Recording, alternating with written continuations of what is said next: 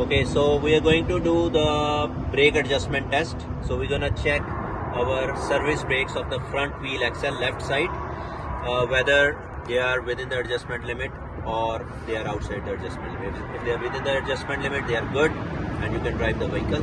So we always start with choking the wheels. So wheel chokes are applied and my parking brakes are on, both truck and trailer. Then I start my vehicle and check the pressure.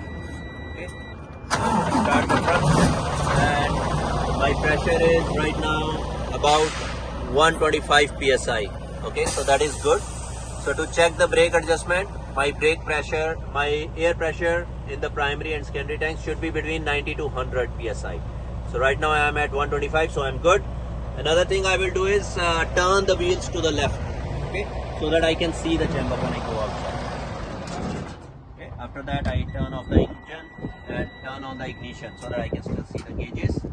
Okay, and I will collect my tools.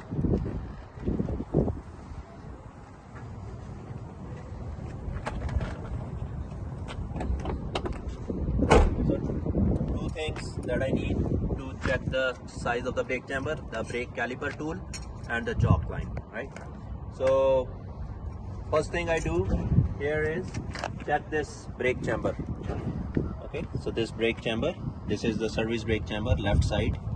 Okay, and I'm gonna put the tool on top of the ring.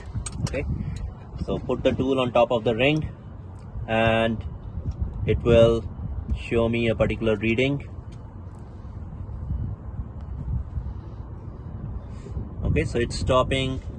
So just make sure that all these three tiny rods are touching the ring all at the same time simultaneously.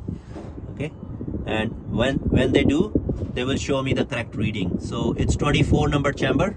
Okay, so 24. Now there is a tag hanging at the back of this chamber, so it's a 24 long stroke chamber. The tag shows 2.5 inch. Okay, that's the maximum stroke, right? So if I turn over this caliper tool, the 24 long stroke is 2 inch. Okay, now we always deduct half an inch from the tag. That will give me the adjustment limit of the chamber. So I'll show the examiner, this is 24 long stroke, its adjustment limit is 2 inch. Okay, after that what we do, we take the chalk mark and put the chalk mark on the push rod. Where the push rod is coming out of the chamber, I put the chalk mark right there. Okay. Then what we will do, we'll go inside and we will apply the service brakes with the help of a brake buddy. There is a stick that we can use to hold the brakes in place. Okay, so I'm gonna use this stick to hold the brake in place. So service brakes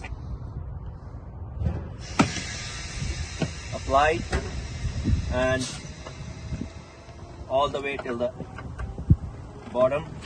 Okay, so now my service brakes are applied. Okay, and now I'm gonna take the tape measure. Okay, what I'm gonna do with the tape measure, I'm gonna measure how much the push rod actually came out of the chamber, the chalk line, right? So when I measure it, it's coming approximately 1.6 inch. Okay, it's coming 1.6 inch. Okay, and what was my limit? 2 inch, right? So it's good, it's within the limit. If it is traveling more than 2 inch, then it is defective, then we will park our vehicle out of service.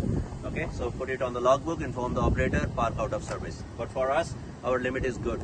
Okay, now one thing to remember in this is that if you're checking the rear chambers, the big spring brake chamber, okay, which is I will show you here.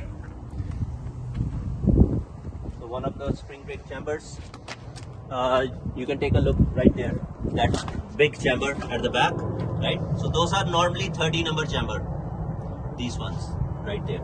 Yeah, perfect. Okay, so and it has a square hole, so that's a 30 long stroke chamber, right? So its adjustment limit is 2.5 inch according to the chart.